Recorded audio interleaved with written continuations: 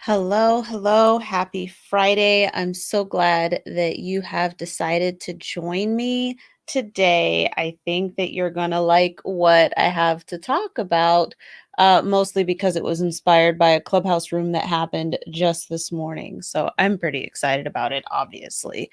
So the title, oh, yes, Chris is here. Yay. Chris is like, I'm not watching the replay this time. I'm not going to just miss it. Chris had just missed it yesterday. But yeah, so thanks so much. So speaking of hashtag live, hashtag replay, greeting of the day, emojis, I'm all about it. I love the comments. I promise you. So the title of today's live stream is, Are You Sipping Your Own Kool-Aid?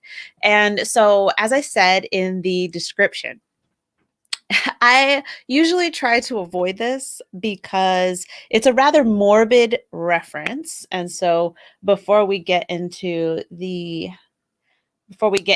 in terms of how it applies to your business, I'm going to explain the reference. For sure. So this reference, Are You Sipping Your Own Kool-Aid? At least as I understand it, comes from the incident in 1978 in Guyana, Africa, in Jonestown. The man, his name was Jones. His name was Jim Jones, and he and a bunch of his followers ended up drinking poison-laced juice. They ended up drinking poison-laced juice, and many of those followers actually did that willingly for like religious, spiritual reasons, and then many were forced to do so at gunpoint. And so that's where that reference comes from. Hello there, yes. And Krista says she's excited. Good, I'm glad. I want you to be excited. So yeah, so this is where this comes from. Jim Jones, poison juice. People drink it, many willingly, and then some forced at gunpoint. And so that's where it comes from. You know, we're kind of like, oh yeah, that person's over there sipping the Kool-Aid. Kind of like when we talk about bro marketing and a lot of those groups where it's like very, chest beating, whatever type of marketing, we call that bro marketing. Like, oh, that person's over there sipping the bro marketing Kool-Aid, right? And so that's where this phrase comes from. And so this, I'm going to tie it to your business because you're like, wow, Ruthie, this took a turn for the dark, and it's Friday and stuff. But the reason why I brought this up is because somebody in a Clubhouse room, Don, actually, I was in the Entrepreneurs Lab this morning, and Don was talking about how when people say, I'm just, right, or I just do, right, and they kind of put this diminishing. Krista said, thank God you explained it. Yeah. Yeah. I think a lot of people say sipping the Kool-Aid, but like they say it and don't realize like what the reference is from. So yeah. But yeah, so Don was like talking about like when we say I just or I just do, when we put this minimizing qualifier on the work that we do.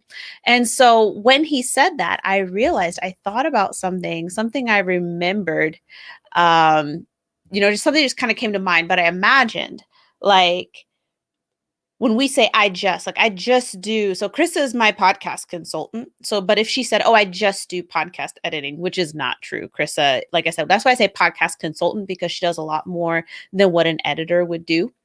But if she said that, if she says, oh, I just edit podcasts, that's it. Right? The problem there is that that's the type of energy that like pervades and weaves its way through everything. So if I say I just help people with brands, and I make it sound like it's not a big deal, that energy goes out there, and the universe basically is like, all right, it's not a big deal. So like, we're not going to make a big deal about it because you said it's not a big deal. And so I kind of equate this to, imagine if you were at a party and someone asked you, hey, can you get me a drink? Right? Not in like trying to pick me up type of way or pick you up or whatever, but like if your friend was like, hey, can you give me a drink? And on your way back, you look at the cup and you're kind of like, what's in this cup? And then you hand it to them. Are they going to drink that? Like if that was you, if I went and got a drink, some juice for you, and I was looking at it like, here you go. Like, are you going to drink that? I'm going to assume no, that you're not going to drink that, because I looked at that cup like there was something wrong with it, and you have a self-preservation instinct. So you're like, Ruthie, what the hell? Like, I'm not going to drink this, right?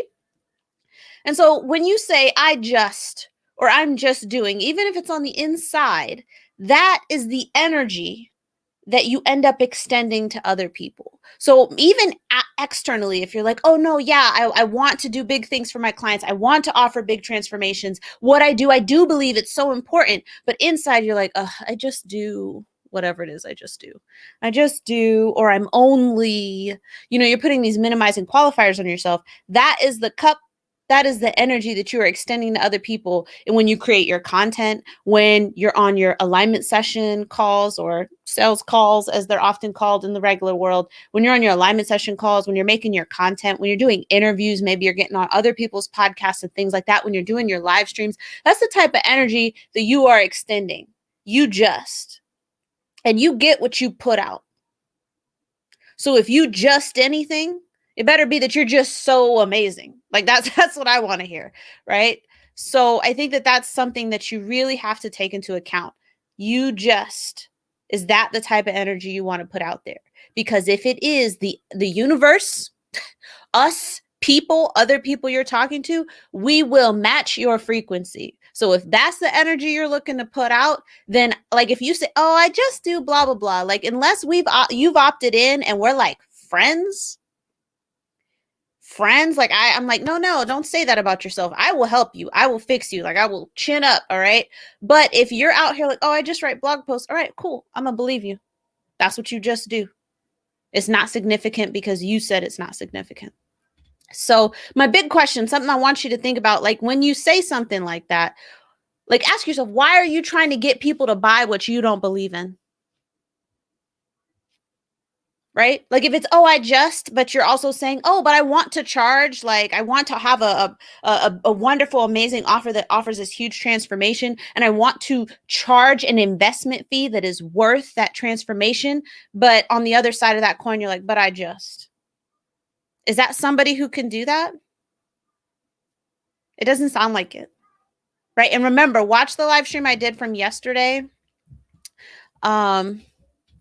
Here we go. I am just so dang amazing. There you go. That's exactly right. And Krista says that it makes sense. And she knows that she's been there when she first started working online due to a lack of self-confidence. And yes, it really will be a big, Evelyn, please, you're going to knock down my backdrop, little girl. Evelyn's in here. Evelyn, you want to say hi? Hi. Thanks, Evelyn. I'll be done in just a few minutes, okay? But yeah, like that's a huge, big reason behind that. And I'm glad, Michelle, that you found it helpful, honestly. Okay, good. She managed to make it out of here without tearing down my backdrop. That would have been a tragedy, and it probably would have hurt her. But that's really the big thing. Like you want to make sure that the energy that you're putting out there is the energy that you want to get back, right? And our internal environment is manifested in our external environment. And that's what we talk about manifestations, but your internal environment, and this is what we talk about with radical authenticity. You have to feel it and believe it and be it inside before you can authentically express it. So what you're not genuinely feeling, you can't actually express that. You can pretend, but it's not genuine, right? And so just try and keep that in mind.